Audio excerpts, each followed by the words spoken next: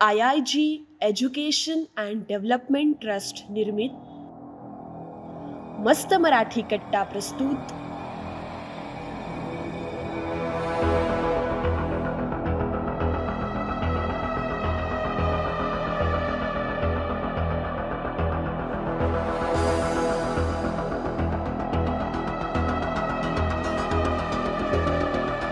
व्यसन भाग दुसरा. 18 वर्ष कमी वयोगटातील व्यक्तींमधील व्यसनाधीनता.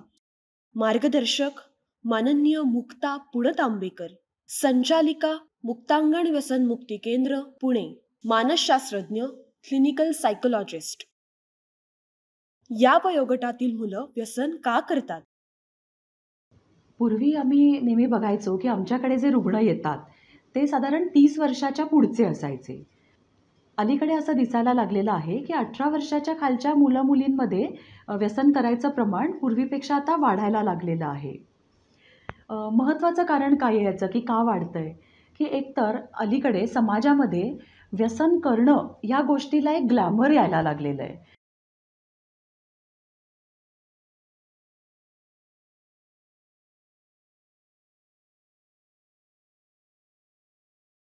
एक खूप सोशल ॲक्सेप्टन्स, एक स्वीकार यायला लागलेला आहे.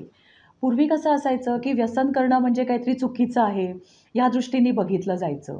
पण आता मात्र लोकांना असं वाटतं, की पार्टीमध्ये दारू प्यायलाच पाहिजे किंवा जो व्यसन करतो तो माणूस स्मार्ट आणि बाकीचा बावळट माणूस आहे, असं त्याला ठरवलं जातं.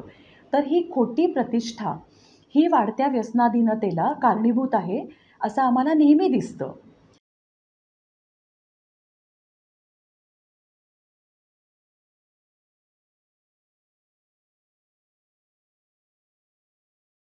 आणि ह्याच्यामध्ये पण बघा, की आपण बरेच वेळा ना आजकालच्या चित्रपटांमध्ये पण हेच बघायला लागलेलो आहे. म्हणजे माझे बाबा डॉक्टर अनिल अवचट आम्हाला नेहमी असं सांगायचे, की पूर्वी जे सिनेमे असायचे त्याच्यामध्ये व्हिलन दारू पिताना दाखवायचे आणि मग हळू हिरोला दारू पिताना दाखवायला लागले आणि मग अलीकडे तर काय हिरो आणि हिरोईन दोघंही दारू पिताना दाखवतात आणि त्यामुळे विशेषतः जी तरुण मुलं असतात त्यांच्या मनामध्ये एक चित्रपटातले जे हिरो आणि हिरोईन्स असतात त्यांच्याबद्दल एक खूप आकर्षण असतं ना, की जसं ते त्यांचं फॅशन्स वगैरे त्याचं अनुकरण करतात, तसं मग त्यांच्या वागण्याचं पण अनुकरण केलं जातं.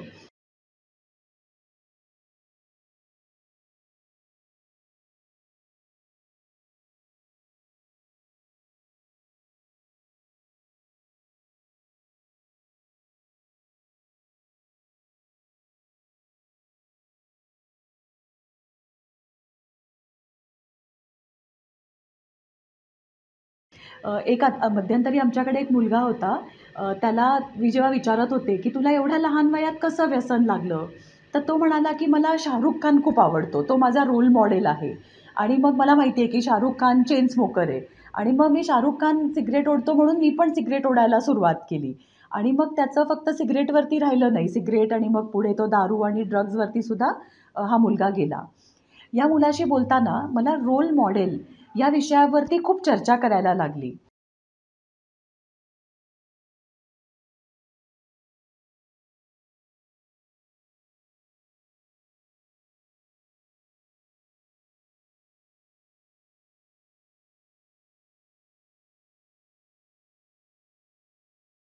आपण कोणाचंही जेव्हा अनुकरण करतो, त्या बाबतीत आपल्याला खूप सावधगिरी बाळगायला लागते. तो माणूस जर का खरंच काही चांगलं वागत असेल, तर त्याचं अनुकरण करणं हे चांगलं आहे. पण मी त्या मुलाला सांगितलं, की "ठीक आहे, शाहरुख खान तुला आवडतो. तू त्याचं बाकीच्या गोष्टींचं तर अनुकरण करू शकतो ना. तो खूप मेहनती आहे. एका पिक्चरसाठी तर त्यांनी सिक्स पॅक ॲब्स बनवायला खूप कष्ट घेतले. तर ह्या गोष्टीचं तू अनुकरण नक्की कर. त्याच्या सिगारेट ओढण्याचं तू अनुकरण करू नकोस." तर पिक्चर जेव्हा मुलं बघतात, तेव्हा ना त्यांना खूप चुकीचा संदेश मिळत असतो.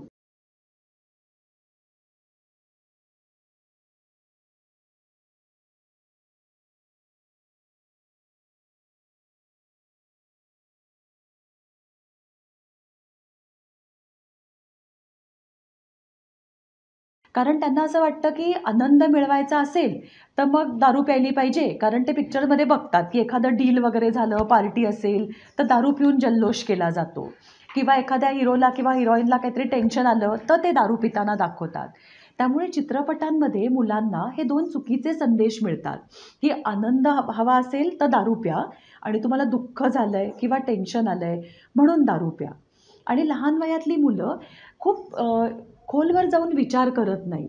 त्यामुळे आपण घरातल्या लोकांनी मुलांशी ह्या विषयावरती संवाद साधणं हे खूप महत्त्वाचं आहे.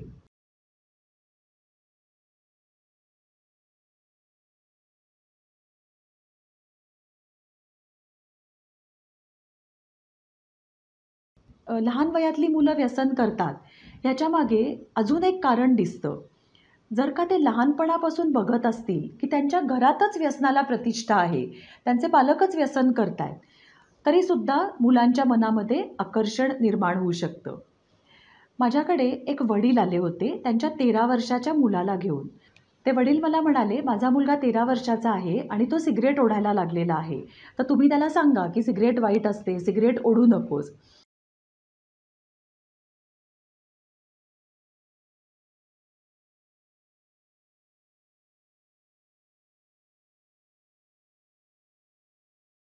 तर मी त्या मुलाला आधी बाहेर बसायला सांगितलं आणि जो प्रश्न आम्ही नेहमीच पालकांना विचारतो, तोच प्रश्न मी त्यांना विचारला, की "तुम्ही स्वतः सिगारेट ओढता का?"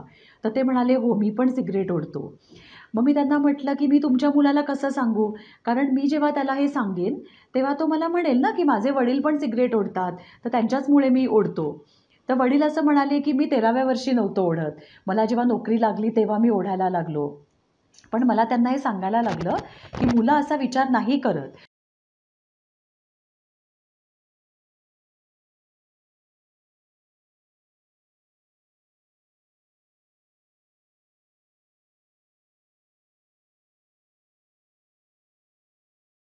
तुमच्या मुलाला हे दिसतंय, की तुम्ही रोज सिगारेट ओढताय, तर तुम्हाला आधी उपचार घ्यायला लागतील. तुम्ही जर का सिगारेट बंद केली, तरच तुमचा मुलगा उलट चांगला आदर्श तुम्ही मुलापुढे निर्माण कराल आणि तो बंद करू शकतो. त्यामुळे पालकांमधली व्यसनाधीनता हे सुद्धा एक कारण आहे, की ज्याच्यामुळे मुलं व्यसन करत असतात. काही वेळा असं पण दिसतं, की पालक व्यसन करत नाहीयेत, पण तरी मुलं व्यसन करतायत. तर तिथे काही वेगळी कारणं आम्हाला शोधायला लागतात, की संवाद चांगला नाहीये पालक आणि मुलांमध्ये.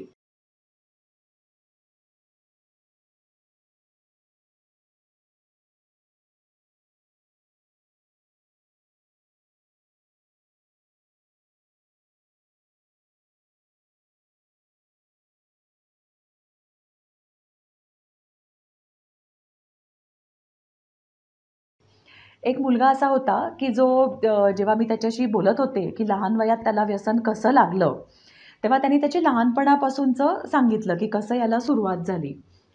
8वी मध्ये असेपर्यंत तो अगदी शहाणा मुलगा होता. गुड बॉय आपण म्हणतो ना, तसा होता. एकदा तो 8वीत असताना शाळेतून घरी येत होता. तेव्हा त्याला असं दिसलं, की शाळेतली काही मोठी मुलं सिगारेट ओढतायत आणि मग तो घरी आला आणि खूप इनोसंटली त्याने आईला विचारलं, की "आई, मी सिगारेट ओढून बघू का गं? कसं वाटतं सिगारेट ओढल्यावर?" आई खूप भडकली.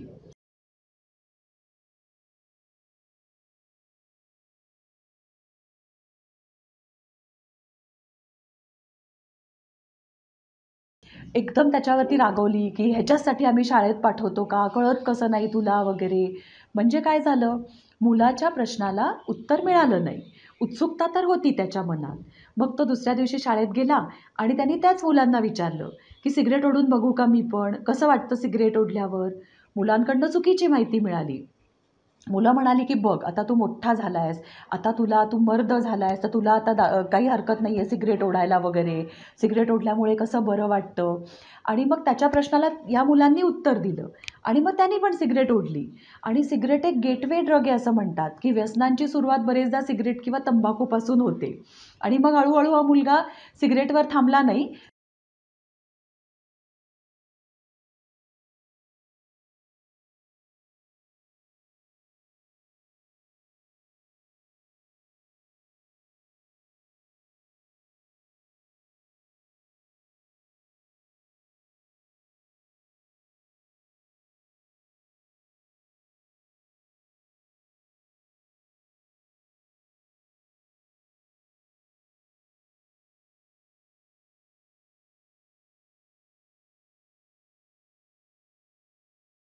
त्याच मुलांच्या संपर्कात राहायला लागला आणि पुढे इतर गोष्टींचं पण त्याला व्यसन लागलं. आईने जर का त्याला योग्य माहिती दिली असती की सिगरेट ओढणं कसं चुकीचं आहे, त्याचे कसे दुष्परिणाम होतात, किंवा आईला जर का हे माहिती नसेल तर ती डॉक्टरकडे घेऊन जाऊ शकली असती. म्हणजे थोडक्यात काय, की आईने जर का योग्य माहिती दिली असती तर कदाचित हा मुलगा व्यसनाकडे वळलाच नसता. त्याच्या उत्सुकतेला योग्य उत्तर देणं हे खूप महत्त्वाचं होतं. त्यामुळे आम्ही पालकांना नेहमी सांगतो की व्यसन हा एक लपवायचा विषय नाही आहे, तर तो मोकळेपणाने चर्चा करायचा विषय आहे.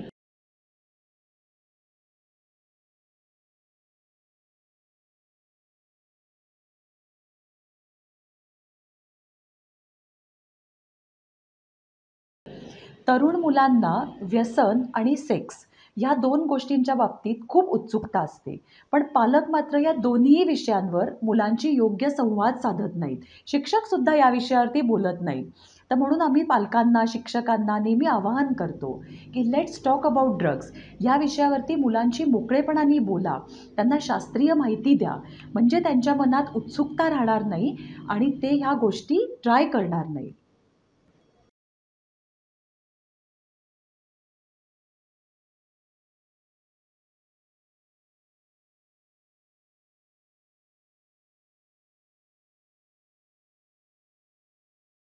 मुलांना व्यसनाकडे जाण्यापासून रोखण्यासाठी काय करता येईल? व्यसनाच्या दुष्परिणामांची माहिती मुलांना लहान वयापासूनच आपण दिली पाहिजे. जेव्हा मुलं मोठी होतात तेव्हा त्यांच्या मनामध्ये एक आकर्षण सुरू होऊ शकतं. कॅच देम यंग हे वाक्य या बाबतीत खूप खरं आहे. अगदी 4थी-5वीत सुद्धा आपण घरामध्ये मुलांशी संवाद साधू शकतो, की हे करणं कसं चुकीचं आहे. समजा आपण एखाद्या पिक्चरला गेलोय आणि तिथे बघतोय आपण, की दारू पिण्याची दृश्य दाखवली जात आहेत. तर घरी आल्यावर आपण नक्की मुलांशी याबाबतीत चर्चा करू शकतो.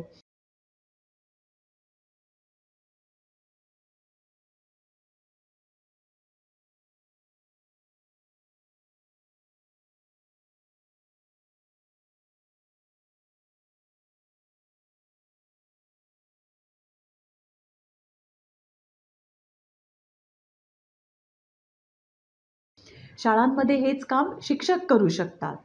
खरं तर सगळ्या शाळांमध्ये अशा प्रकारचे जनजागृतीचे कार्यक्रम किंवा अवेअरनेस कार्यक्रम घेतला जाणं हे खूप महत्त्वाचं आहे. याच्यासाठी खूप व्हिडिओज वगैरे उपलब्ध आहेत. तर शिक्षक स्वतः हे व्हिडिओज बघतील आणि मुलांना स्क्रीनवरती ते दाखवू शकतील. कारण मुलांना खूप वेळा लेक्चर ऐकायला आवडत नाही. पण पिक्चर वगैरे बघायला किंवा फिल्म बघायला मुलांना आवडतं. तर फिल्मच्या माध्यमातून आपण मुलांना संदेश देऊ शकतो.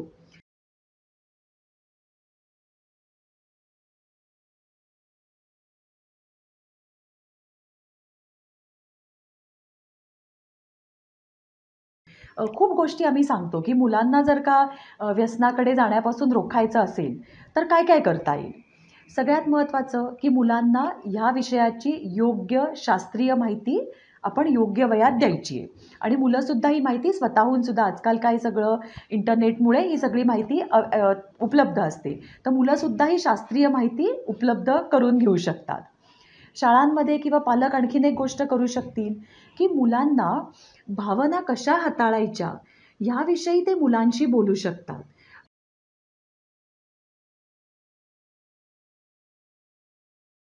कसं होतं, की जेव्हा अति राग येतो किंवा ताणतणाव येतात, दुःख होतं, तेव्हा मुलांना कळत नाही, की ह्या भावनांची हाताळणी कशी करायची आणि मग ते चुकीच्या पद्धतीने या भावना हाताळू शकतात. तर पालक किंवा शिक्षक मुलांना सांगू शकतात, की तुम्हाला काही समस्या आली, तर तुम्ही ती आमच्याशी मोकळेपणाने बोला किंवा तुमच्या जवळच्या मित्राशी बोला.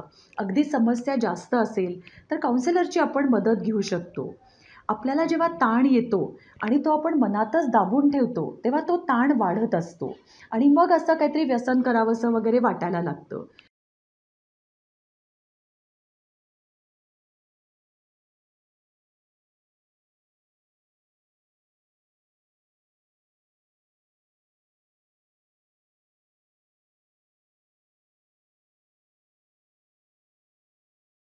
कुठलीही समस्या आली, ताण आला, तर त्याच्याविषयी मोकळेपणाने जर का आपण बोललो, तर आपलं जरा मनाला बरं वाटतं, शांत वाटतं आणि ज्याच्याशी आपण बोलतोय, तो माणूस आपल्याला मदत करू शकतो त्या प्रॉब्लेममधून बाहेर पडण्यासाठी.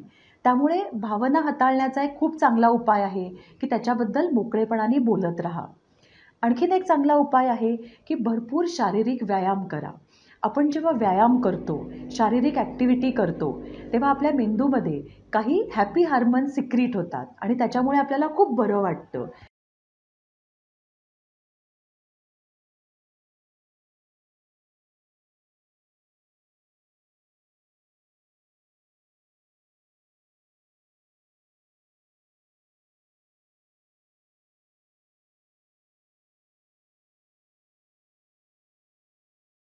आणि त्याच्यामुळे सुद्धा आपला ताण हलका होतो किंवा आनंद मिळवण्यासाठी मग चुकीच्या गोष्टी केल्या जात नाहीत.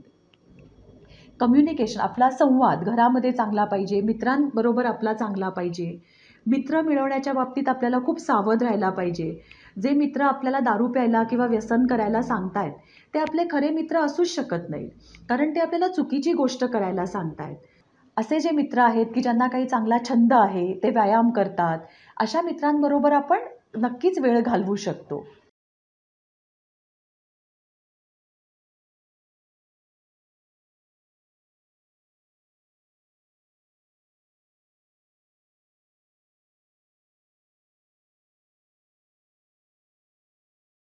मुलांमध्ये आजकाल मोबाईलचं किंवा इंटरनेट वापराचं प्रमाण खूप जास्त वाढायला लागलंय आणि त्याचा आपल्या शरीरावर दुष्परिणाम होऊ शकतो. मुलं आम्हाला म्हणतात, की "आम्ही काही ते दारू पीत नाहीये ना किंवा तंबाखू खात नाहीये, तर आमच्या शरीरावर कसा दुष्परिणाम होईल?" तर बघा, की आपण स्क्रीनकडे जेव्हा सतत बघत असतो, तेव्हा आपण प्रकाशाच्या सोर्सकडे बघत असतो. त्याचा आपल्या डोळ्यांवरती दुष्परिणाम होतो. अलीकडे लहान वयामध्ये मुलांना चष्मे लागायला लागलेत किंवा डोळे खराब व्हायला लागलेत, ते ह्याच्याचमुळे. आपण जेव्हा सतत वायफायच्या जवळ असतो, तेव्हा त्याच्यातनं जी रेडिएशन्स निघतात, त्याचा आपल्या मेंदूवरती दुष्परिणाम होऊ शकतो.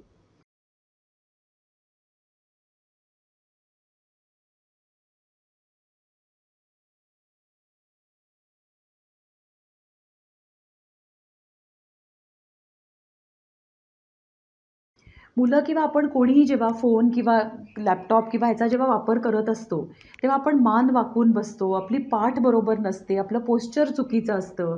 त्यामुळे आपल्या मानेचं, पाठीचं दुखणं त्याच्यामुळे आपल्याला होऊ शकतं. ह्या सतत ही गोष्ट केल्यामुळे आपली एकाग्रता कमी होते. त्यामुळे अभ्यासात आपलं लक्ष लागत नाही. स्मरणशक्ती आपली कमी होऊ शकते. त्याच्यामुळे चिडचिडीचं प्रमाण खूप वाढतं.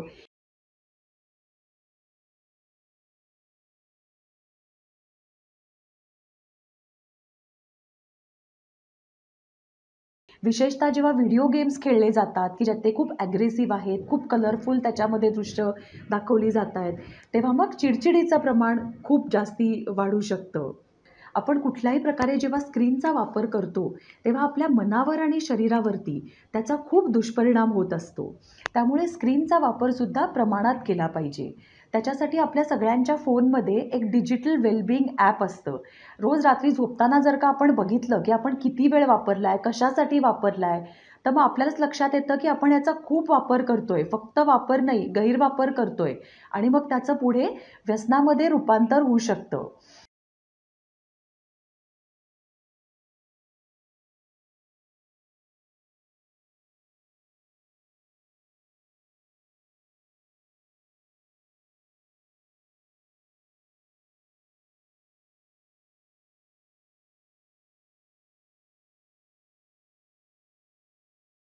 जेव्हा आपल्याला गेम खेळायचा आहे, तर एक थोड्या वेळाचा टायमर आणि तो टायमर जेव्हा वाजतो, तेव्हा आपण ताबडतोब गेम खेळणं बंद करायचं आहे.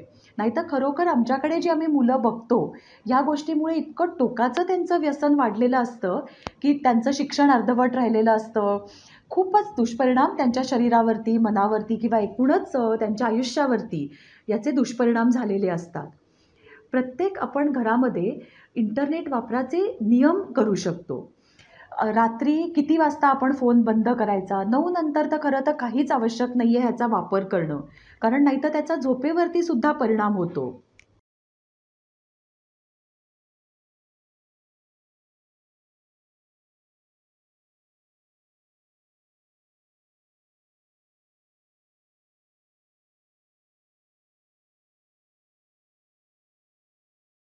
आपल्या बेडच्या शेजारी कधीच फोन ठेवायचा नाही.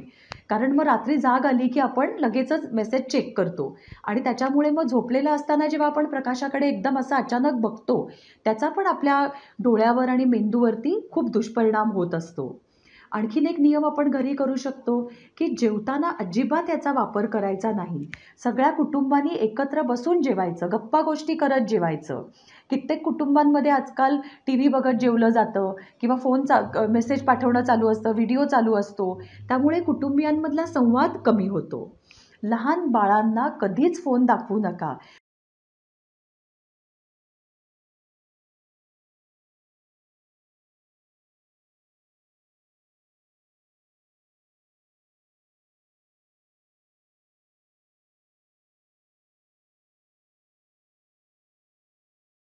त्यांची दृष्टी तयार होत असते, विकसित होत असते, मेंदू विकसित होत असतो आणि इतक्या छोट्या बाळांना जर का व्हिडिओ समोर ठेवून आपण जर का जेवण भरवत असलो, तर एक तर त्यांना कळत नाही ते किती खातायत. त्यामुळे त्यांच्या वजनावरती, त्यांच्या विकासावरती परिणाम होऊ शकतो. त्यामुळे बाळांना कधी दाखवू नका. लहान मुलं जर का आपल्या घरातली असतील 13 वर्षाच्या आतली, तर अर्ध्या तासाच्या वरती त्यांनी स्क्रीनकडे बघणं हे खूप धोक्याचं असतं. त्यामुळे इंटरनेट हे आपल्यासाठी वरदान जरूर आहे, पण त्याचा आपल्याला स्मार्ट यूज करायचा आहे. नाहीतर त्याचं सुद्धा व्यसनामध्ये रूपांतर होऊ शकतं.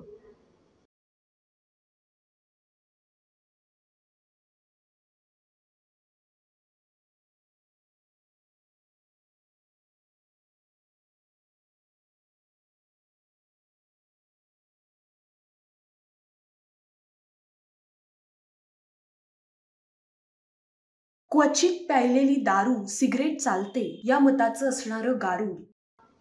आपल्याकडे काही लोकं सोशल ड्रिंकिंग करतात. म्हणजे ते कधीतरी पार्टीमध्ये दारू पितात आणि मग त्यांना असं वाटतं की काही हरकत नाही, मी कमी प्रमाणामध्ये पितो. पण जागतिक आरोग्य संघटना म्हणजे वर्ल्ड हेल्थ ऑर्गनायझेशननी असं सांगितलेलं आहे, की कमी प्रमाणात दारू पिणं, कधीतरी दारू पिणं हे सुद्धा धोक्याचं असतं. बऱ्याच लोकांच्या बाबतीत काय होतं, ते कमी प्रमाणात वगैरे असं काही राहत नाही. कधीतरी ते आधी 31 डिसेंबरला पितात, मग बरं वाटतं. मग 6 महिन्यातनं एकदा सुरू होते, महिन्यातनं एकदा, रोज असं करत-करत हळू-हळू ते प्रमाण वाढत जातं.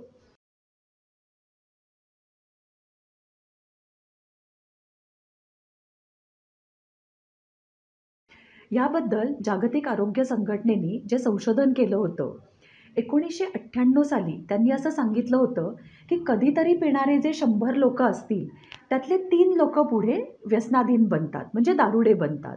दारुडे बनायचं प्रमाण 3% आहे.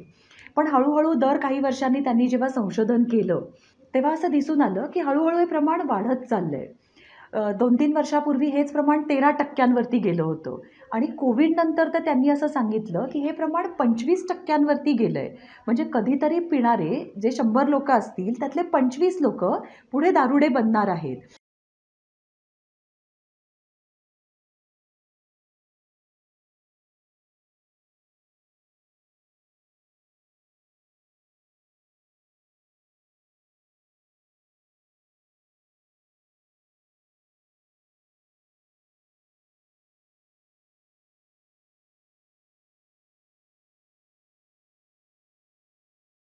आणि आत्ता कळायला काहीच मार्ग नाहीये, की आत्ता तो माणूस सोशल ड्रिंकरच राहणार आहे, का पुढे त्याचं व्यसन खूप जास्ती वाढणार आहे आणि तो दारुड्या बनणार आहे. त्यामुळे जागतिक आरोग्य संघटनेचं असं म्हणणं आहे, की तुम्ही दारूच खरं तर पिऊ नका किंवा कुठलंच व्यसन तुम्ही करू नका. ते कमी प्रमाणात राहील याची काही गॅरंटीच नाहीये. ते पुढे वाढू शकतं.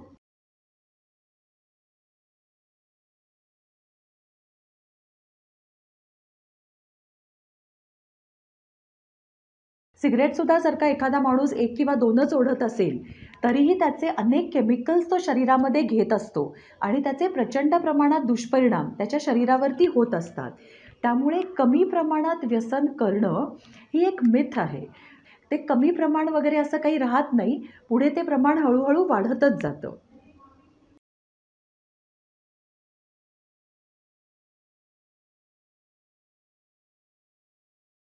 कुटुंबाची होणारी मदत. काही वर्षापूर्वी मी फ्रान्सला तिथल्या व्यसनमुक्ती केंद्रांचा अभ्यास करण्यासाठी गेले होते आणि तिथे मी खूप व्यसनमुक्ती केंद्र बघितली, की जी अगदी प्रत्येक रुग्णाला स्पेशल एअर कंडिशन रूम दिल्या जायच्या. खूप पॉश अशी होती. रोज नॉन-व्हेज दिलं जायचं. म्हणजे ज्या सोयी-सुविधा म्हणतो रुग्णांना दिल्या जाणाऱ्या, त्या तिथे खूपच जास्ती प्रमाणात दिल्या जात होत्या. मला तर नेहमी असं वाटायचं, की ही 5 स्टार हॉटेल्स किंवा रिसॉर्टच वाटतायत. पण तिथे मी बघितलं, की रुग्ण बरं होण्याचं जे प्रमाण होतं, ते अगदीच कमी होतं. याचं कारण आमच्या असं लक्षात आलं, की आपल्या देशामध्ये रुग्णांना कुटुंबीय जशी मदत करतात, तशी मदत फ्रान्समध्ये दिसून आली नाही. कारण आपल्यासारखी कुटुंब व्यवस्था त्यांच्याकडे नाही. त्यांच्याकडे जेव्हा एकतर 18 वर्षाचे होतात, तेव्हा मुलं घराच्या बाहेर पडतात. परत त्याला जर का व्यसन लागलं, तर घरातले लोकं अजिबातच त्याला मदत करत नाही. आणि आपल्याकडे नेहमी आपण बघतो ना, की घरामध्ये जर का कोणाला व्यसन लागलं असेल, तर कुटुंबीय त्याला खूप मदत करतात. त्याला रागवत पण असतील, पण त्याला घरातनं वगैरे बाहेर काढत नाही. आपापल्या परीने ते त्याला मदत करतात. मुक्तांगणमध्ये आम्ही बघतो, की ॲडमिट करायला घेऊन येतात, तेव्हा त्यांना त्या रुग्णाविषयी खूप राग असतो. ते आम्हाला म्हणतात, की त्याला 30च दिवस का ठेवता? 6 महिने ठेवा, वर्षभर ठेवा. आम्हाला याचं तोंड पण बघायची इच्छा नाहीये आणि आम्ही फक्त हो, हो म्हणून ऐकून घेतो.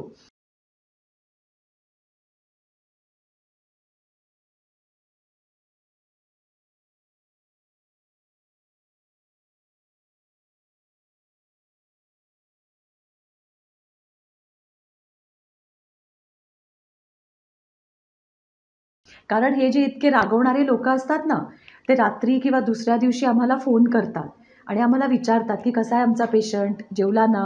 तब्येत ठीक आहे ना त्याची?" म्हणजे आम्ही त्यांचा राग पण बघतो, पण रागापेक्षा जास्ती आम्ही त्यांचं प्रेम बघत असतो आणि त्यांचं हे जे प्रेम आहे, तेच रुग्णांना व्यसन सोडायला मदत करत असतं. आपल्या देशातली ही कुटुंब व्यवस्था मला खूप महत्त्वाची वाटते. इथून बाहेर पडल्यानंतर कुटुंबीय खूप चांगल्या प्रकारे मदत करतात. इथे आम्ही ज्या सूचना त्यांना दिलेल्या असतात, त्या सगळ्या पाळतात. त्याला फॉलोअपला घेऊन यायला मदत करतात.